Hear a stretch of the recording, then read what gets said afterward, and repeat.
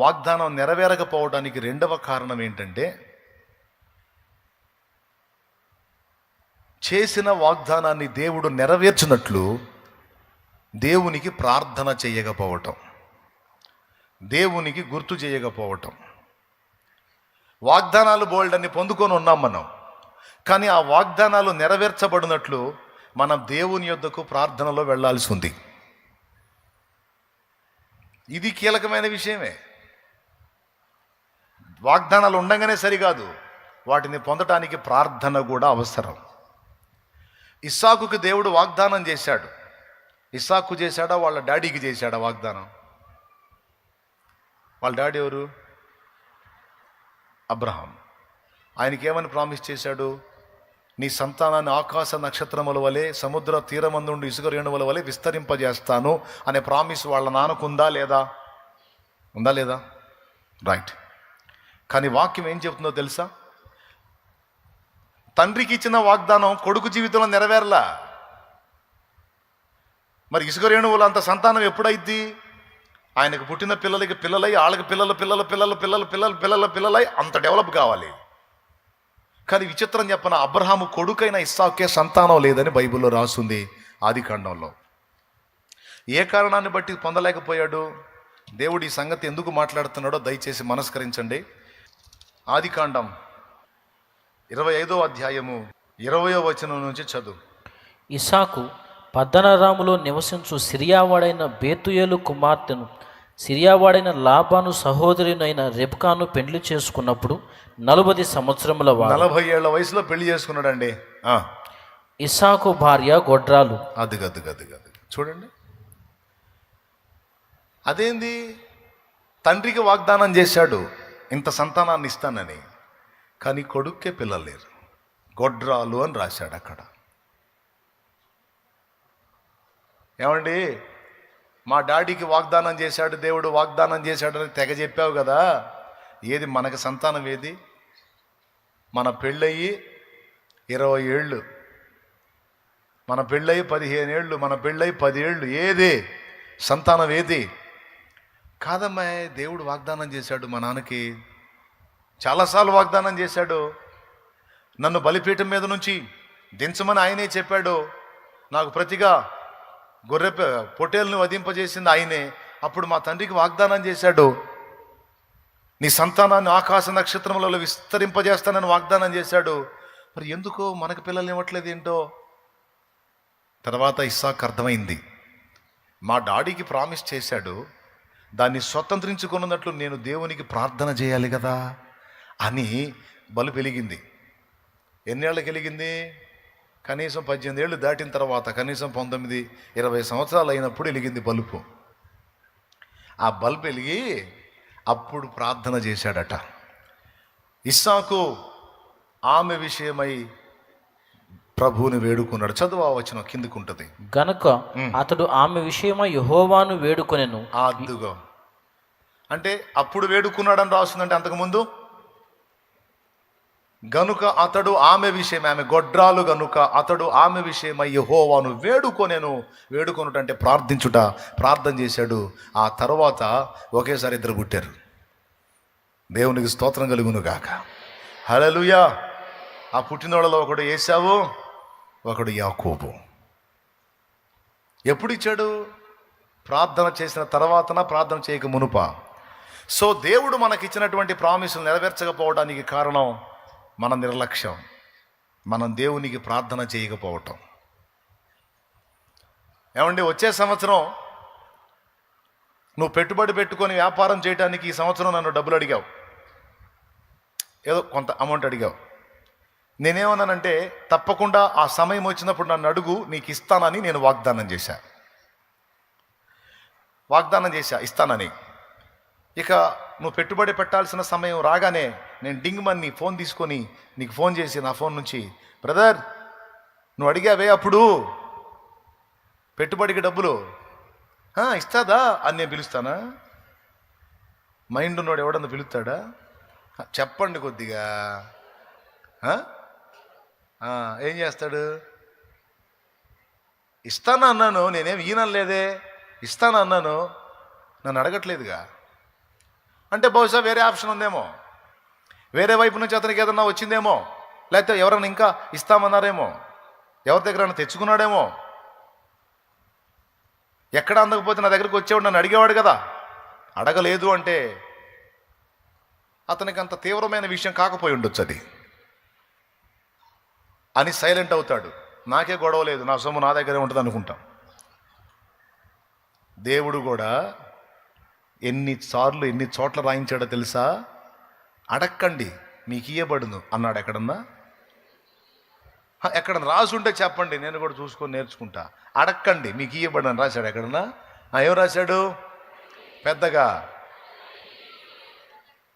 వెదకుడి, తట్టుడి, అడుగుడి, అడుగు ప్రతివాడు పొందునా, కొంతమందే పొందునా. మరి అడగరే. మీరు దేవుని అడగనందున మీరు చాలా పొందలేకపోతున్నారని యాకోబు పత్రిక 4వ అధ్యాయము 1-2 వచనాలు చదివితే ఉంది. ఉంటుందండి, నాకెళ్ళి చూడండి, డౌట్ లేదు. పెన్నుంటే రాసుకోండి. అడగనందున చాలా సంగతులు మనం పొందలేకపోతున్నాం. అడుగుటయే ప్రార్థన. తండ్రి తన్ను అడగని వాళ్ళకి పరిశుద్ధాత్మ ఇస్తానన్నాడా? అడుగు వారికి ఎంతో నిశ్చయముగా తన పరిశుద్ధాత్మ ఇస్తానన్నాడా? లూకాసు వార్త 11వ అధ్యాయము 13వ వచనం. పరలోకమందున మీ తండ్రి తన్ను అడుగు వారికి పరిశుద్ధాత్మను ఎంతో నిశ్చయముగా అనుగ్రహించుననెను. అడిగిన వాళ్ళకి ఇస్తాడు అంటే అడగని వాళ్ళకి కొద్దిగా చెప్పండి. అది విషయం. అంటే చాలామందికి వాగ్దానాలు తెలుసు, కానీ ఆ వాగ్దానాలు మన జీవితంలో నెరవేరినట్లు ప్రార్థన చేయటం తెలియదు, దేవుణ్ణి వేడుకోవటం తెలియదు. దేవునికి వాగ్దానాలు, దేవా నువ్వు ఈ మాట అన్నావు కదా ప్రభువా, ఈ వాగ్దానం చేసావుగా ప్రభువా, ఈ సాయం చేస్తానన్నావుగా ప్రభువా, నీ కార్యమును జరిగించు ప్రభువా, ఇదిగో నేను విశ్వసిస్తున్నాను, నువ్వు కదులు తండ్రి అని ప్రార్థనలో మొర్ర పెట్టరు. ఈ కారణం చేత చాలామంది దేవుని దగ్గర నుండి పొందలేదు. ఇది 2 చోట్ల రాయబడు, అనేక చోట్ల రాయబడింది. 2 చోట్ల, అనేక చోట్ల. అసలు ఇంకా యేసయ్య అద్భుతమైన మాట చెప్పాడు. ఇప్పుడు మన అవసరాలు తెలియనోడి దగ్గరికి మనం పోయి డబ్బు కావాలన్నాం అనుకో, అవసరాలు తెలియనోడు ఏమంటాడు తెలుసా? ఎందుకో అంటాడు. ఎందుకంటే నీకు సోదంతా చెప్పాలి. వాడికి నువ్వు ఏం చెప్పాలి? అమ్మాయి పెళ్లి చేయాలనుకుంటున్నాను, కొద్దిగా చిల్లర బాకీలు ఉన్నాయి తీర్చుకోవాలనుకుంటున్నాను, నువ్వు ఒక అమౌంట్ ఇస్తే కట్టేసి అమ్మాయి వైనం చేసేసి ఇదంతా చేయాలనుకుంటున్నాను, దానికి ఇది ఇది అని మొత్తం మ్యాటర్, నీ అవసరాలన్నీ చెబితే ఆహా సరేలే అంటాడు. అవసరాలు ఎరగనోడు ఇవ్వకపోవచ్చు కూడా. కానీ ఇక్కడ ప్రభు ఏం మాట్లాడో తెలుసు? మత్తయి సువార్త 6లో, మీరు అడుగక మునుపే మీకు అక్కరగానున్నవేవో మీ పరలోకపు తండ్రికి ముందే తెలియను. ఆయనకి తెలుసు, నీ అవసరాలు తెలుసు, నీ అక్కర్లు తెలుసు. ఏమండి, నిద్రపోయే వాళ్ళని నేను తట్టి లేపను, కానీ బుర్ర కలిగిన వాళ్ళు, మెలకు కలిగిన వాళ్ళు ఈ మాటలు తీసుకోండి, జాగ్రత్తగా తీసుకోండి. టైంపాస్ మాటలు కాదు, నీ జీవితానికి ఉపయోగపడే మాటలు. నిద్రపోయే వాళ్ళు సరిగట్టిగా స్తోత్రం చెప్పండి. మెలుగుతున్న వాళ్ళు చెప్పండి. చెప్పబోయి కూడా ఆలోచించారు, మనం నిద్రపోవట్లేదు కదా. దేవునికి స్తోత్రం, హల్లెలూయా.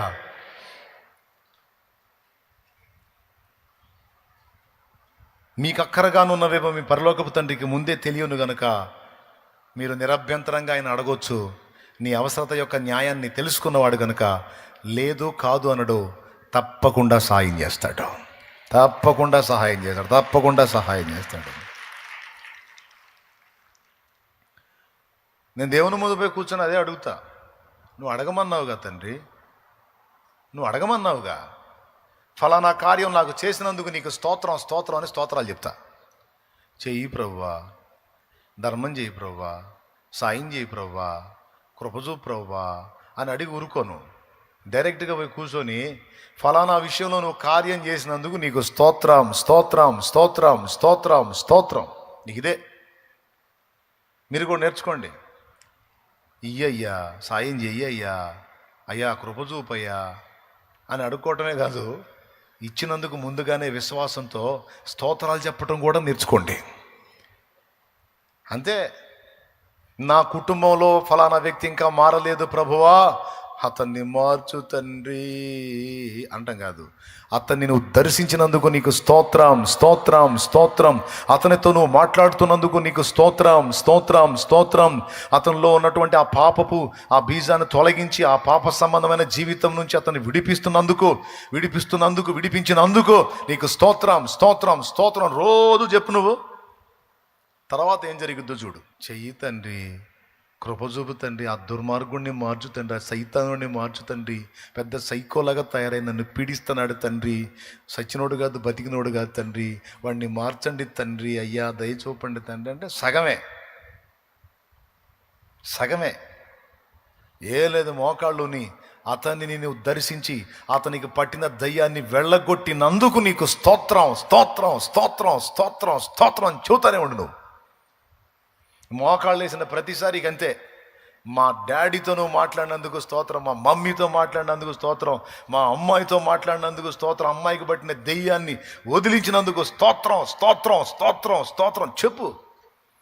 ఉద్యోగం ఇయ్యి తండ్రి, ధర్మం చెయ్యి తండ్రి, ఎప్పుడు తండ్రి, వాళ్ళు చూడు తండ్రి, వీళ్ళు చూడు తండ్రి. యేసయ్యా నాకు జాబ్ ఇచ్చినందుకు నీకు స్తోత్రం, స్తోత్రం, స్తోత్రం, స్తోత్రం, స్తోత్రం, స్తోత్రం. విశ్వాసము స్తుతించేటట్టు చేసిద్ది. విశ్వాసము స్తుతినిస్తుంది. అదే విశ్వాసం కలిగిన వారమై ఉంటే ఈ అయ్యా చెయ్యయ్యా కాదు, చేసినందుకు స్తోత్రం అయ్యా అని చెప్పాలా. ఎప్పుడు మోకాళ్ళు వేసినా అదే.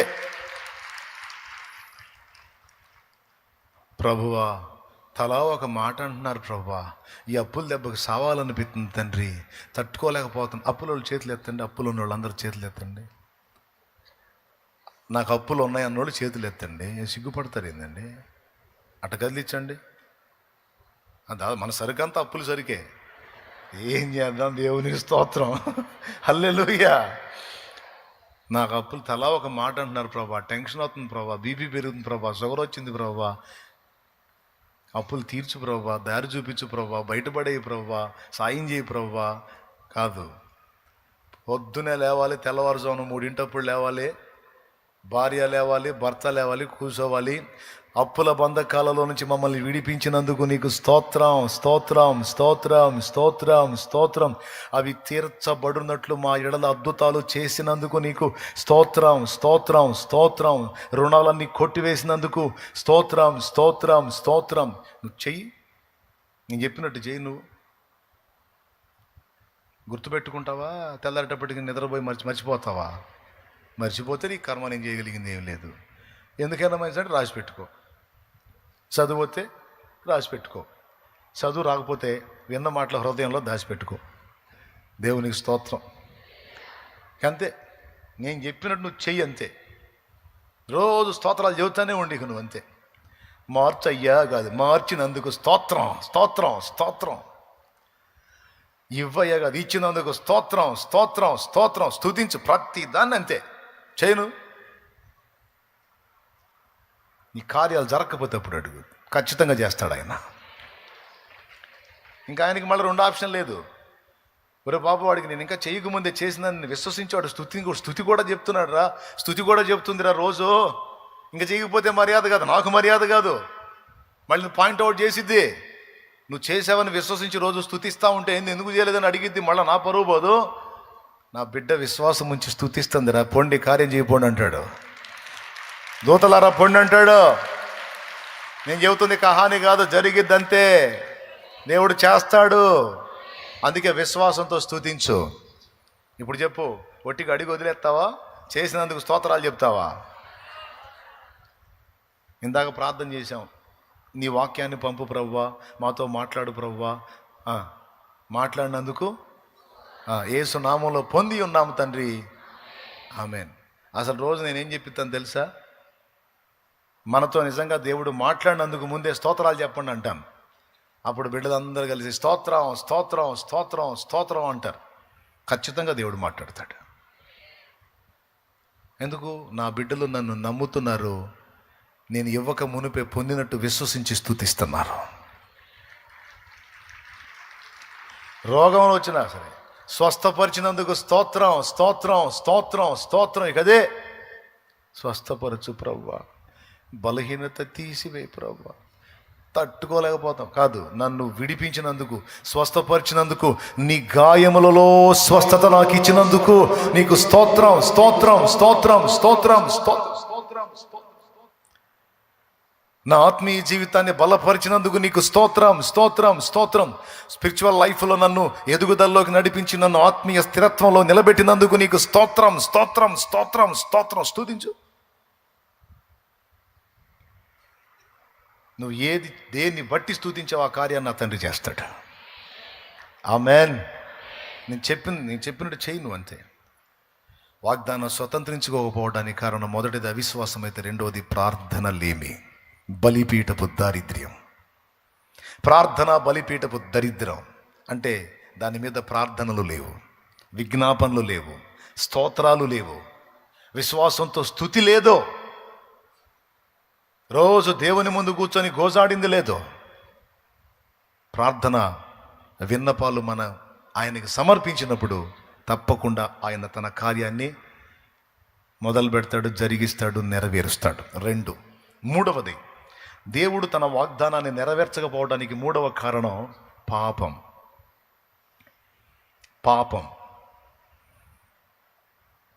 మన ఎడల దేవుడు తన వాగ్దానాలు చాలా ఇచ్చినాయి, అవి నెరవేర్చకపోవడానికి కారణం చెప్తున్నాను, పాపం. మూడవ కారణం. దాన్ని బట్టి కూడా ఆపుతాడు. మరి నువ్వు అడ్డమైన పాపాలు చేసుకుంటే ఎట్టబడితే అట్ట వెచ్చలవిడిగా తిరుగుతూ ఉంటే వాగ్దానాలన్నీ నీకు ఇస్తారా ఊరేగంటాడా? షరతులు వర్తిస్తాయి. వాగ్దానం ఇచ్చిన ప్రతి చోట ఒక షరతు చెప్పాడు. ఏంటో తెలుసా? నా మాట విని దాని చొప్పున నడవాలి నువ్వని. కొట్టో నా మాట విని దాని చొప్పున నువ్వు నడవాలి అనే ప్రతి వాగ్దానానికి ముందు ఒక వార్నింగ్ షరతు ఉంది. అడ్వర్టైజింగ్లో వస్తాయి కదా, 24 మాటలు చెప్తారు, అన్నీ చెప్పి ఫైనల్లో షరతులు వర్తిస్తాయి అంటారు. మరి మీకు గుర్తుందో లేదో, మనకైతే పక్కా షరతు వర్తిస్తుంది. వాగ్దానాన్ని నెరవేర్చే విషయంలో దేవుడు అసమర్థుడు కాదు, సమర్థుడు. కానీ దేవుడిచ్చిన షరతుని మనం నిర్లక్ష్యం చేయకూడదు. కానీ కొంతమంది ఏం చేస్తారో తెలుసా? ఒక పక్క ప్రార్థన చేసి వాగ్దానాన్ని ఎత్తిపట్టి అడుగుతారు, మరో పక్క పాపంలో కంటిన్యూ అవుతారు, దేవుని మాటలకు అవిధేయత చూపుతారు. సింపుల్గా మీరు చూడండి, ద్వితీయోపదేశ కాండం 28వ అధ్యాయము 1వ వచనం నుంచి, లేకపోతే 3వ వచనం నుంచి చదువు. ద్వితీయోపదేశ కాండం 28వ అధ్యాయం 3వ వచనం నుంచి చదువు. నీవు పట్టణములో దీవింపబడుదువు, పొలముల్లో దీవింపబడుదువు. నీ గర్భఫలము, నీ భూఫలము, నీ పశువుల మందలు, నీ దొక్కిటెద్దులు, నీ గొర్రె మేకలు మందలు దీవింపబడును. నీ గంపయు, పిండి పిసుకు, నీ తొట్టియు దీవింపబడును. అప్పుడున్నాయన్న అవి కాబట్టి అవి దీవించాడు. ఇప్పుడు ఉన్నాయి మనవి వేరే కాబట్టి మనవి కూడా దీవిస్తాడు. ఆ వాగ్దానం మనకు కూడా వచ్చింది. ఇంకా అయిపోలా, ఇంకా ఉన్నాయి. నీవు లోపలికి వచ్చినప్పుడు దీవింపబడుదువు, నీవు లోపలికి వచ్చినప్పుడు దీవింపబడుదువు, వెలుపలికి వెళ్ళినప్పుడు దీవింపబడుదువు. నీ మీద పడు నీ శత్రువులను యెహోవా నీ ఎదుట హతమగునట్లు చెయ్యును. వారొక త్రోవను నీ మీదికి బయలుదేరి వచ్చి 7 త్రోవలను ఎదుట నుండి పారిపోవుదురు. నీ కొట్లలోను నీవు చేయు ప్రయత్నములన్నింటిలోనూ నీకు దీవెన కలుగునట్లు యెహోవా ఆజ్ఞాపించును. అయ్యా అట్లా చెయ్యయ్యా, ఆశీర్వదించయ్యా, అట్లా చెయ్యయ్యా అనిపిస్తుందా లేదా? ఎంతమందికి అనిపిస్తుంది? ఇప్పుడు ఇవన్నీ నీకు కావాలా వద్దా? అవన్నీ నీకు కావాలా వద్దా? కావాలన్నోడు చేతులు ఎత్తండి. నేను 2 చేతులు ఎత్తాను, నాకైతే ఇంకా ఫుల్ కావాలి. ఎందుకంటే నేను చాలామందికి సాయం చేయాలి. అందుకని దేవునికి స్తోత్రం. అలానే ఉంచండి, మీరు దించవాకండి. కావాలా? ఇవన్నీ కావాలా? చదువు, ఇంకా అయిపోలా, చదువు. నీ దేవుడైన యెహోవా నీకిచ్చుచున్న దేశములో ఆయన నిన్ను ఆశీర్వదించును.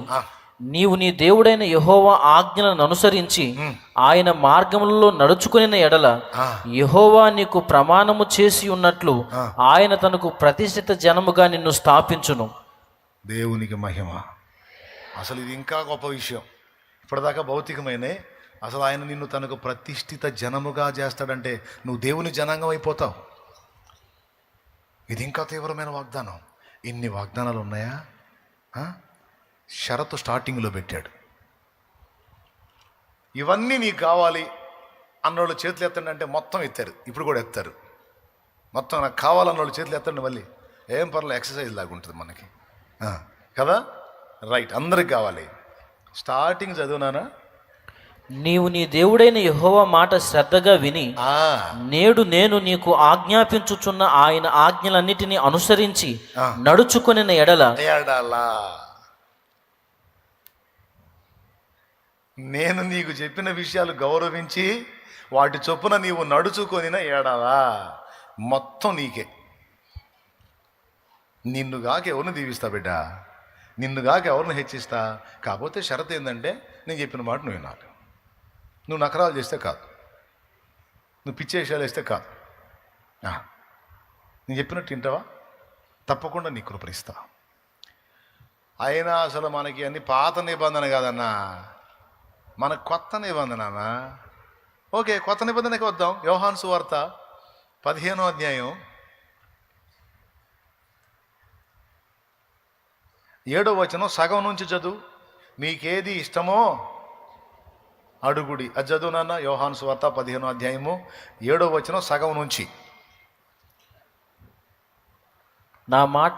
నా యందు మీరు గుట్టు బయట పెడతా. సగం నుంచి చదవమంటే మీకేది ఇష్టమో అడుగుడి. అది నువ్వు చదవాల్సింది. అప్పుడే గుట్టు బయట పెడితేట. మీకేది ఇష్టమో అడుగుడి, అబ్బా, అది మీకు అనుగ్రహింపబడును. సూపర్, దేవునికి స్తోత్రం. ఎంతమందికి కావాలి ఈ వాగ్దానం? యేసయ్య అంటున్నాడు, ఇది సాక్షాత్ యేసయ్య. మీకు ఏది ఇష్టమో అడగండి, మీకు ఏం కావాలి, మీకు ఏది ఇష్టం నేను ఇస్తా అంటున్నాడు. బా, అట్టయితే నాకు చాలా ఇష్టాలు ఉన్నాయి ప్రభా. కుప్పలు ఎన్ని కుప్పలైన తెచ్చుకో, ఇస్తా. అయితే షరతు ఉంది. షరత్ ఏంటో తెలుసా? నా యందు మీరును మీ యందు నా మాటలు నిలిచున్న ఎడలా మీకేది ఇష్టమో అడగండి, నేను చేయకపోతే అప్పుడు అడగండి అన్నాడు. పాత నిబంధనలోనే కాదు, క్రొత్త నిబంధనలో కూడా ఈ పాయింట్ రేజ్ చేశాడు. చూడండి, నేను మీరు ఇష్టపడిందలా నెరవేర్చాలి అంటే ఒకటే గుర్తుపెట్టుకోండి, నా మాట మీరు రెస్పెక్ట్ చేయాలి, నా మాట దాటిపోవద్దు, నాకు నచ్చని విషయాలు నువ్వు చేయొద్దు, పాప సంబంధమైన క్రియలో నువ్వు ఉండొద్దు, నీ ఎదుట ఎవ్వడో నిలవకుండా నేను తరిమి కొడతాను, నేను నీతో కూడా నడుస్తాను, నీకు ముందు నడుస్తాను, నీకు సైన్యాధిపతిగా నేను వస్తాను, అసలు తిరుగులేదని వాగ్దానం చేశాడు. మొదటి అధ్యాయంలో చేశాడా? 7వ అధ్యాయం దగ్గరికి వచ్చేటప్పటికి హాయి పట్టణస్తులు వీళ్ళని అన్నారు. హాయి పట్టణం వాళ్ళు వీళ్ళని అన్నారు. అది చిన్న పట్టణం. పెద్ద పెద్ద వాటిని కొట్టుకుంటూ పోయారు, పెద్ద పెద్ద వాటిని జయించుకుంటూ పోయారు. ఒక బుడ్డి చిన్న పట్టణం అక్కడ పోయి తన్నులు తినొచ్చారు. 30 మందికి పైచిలుకు పోగొట్టుకున్నారు వీళ్ళని. యెహోషువకి వాగ్దానం గుర్తొచ్చింది. కూర్చొని ఎడుతున్నాడు తల నెలకేసి, నువ్వు నాకేమని ప్రామిస్ చేశావు? నీ దినములన్నిట ఎవరు నీ ఎదుట. ఇప్పుడు వాళ్ళ దెబ్బకి మేము నిలవలేక పారిపోయామే. ఏమయ్యా నీ వాగ్దానం ఏమైంది? ఎందుకు ఇట్లా జరిగింది ప్రభువా అని ఏడుస్తున్నాడు. అప్పుడు దేవుడు చెప్పాడు, నేను ఇచ్చిన వాగ్దానం తప్పిపోయేవాడినే కాదు, దాన్ని నెరవేర్చుటకు సమర్థుడిని. అయితే ఇశ్రాయేలులో పాపం జరిగింది, శపితమైన వాటిని ముట్టవద్దని నేను చెప్పానా లేదా? చెప్పావయ్యా. కానీ మీ గుంపులో ఒకడు శాపగ్రస్తమైన దాన్ని తెచ్చుకొని దాచిపెట్టుకున్నాడు. గుడారంలో గుంట తీసి దాచిపెట్టాడు వాడు. అవునా? ఎవడు ప్రభువా?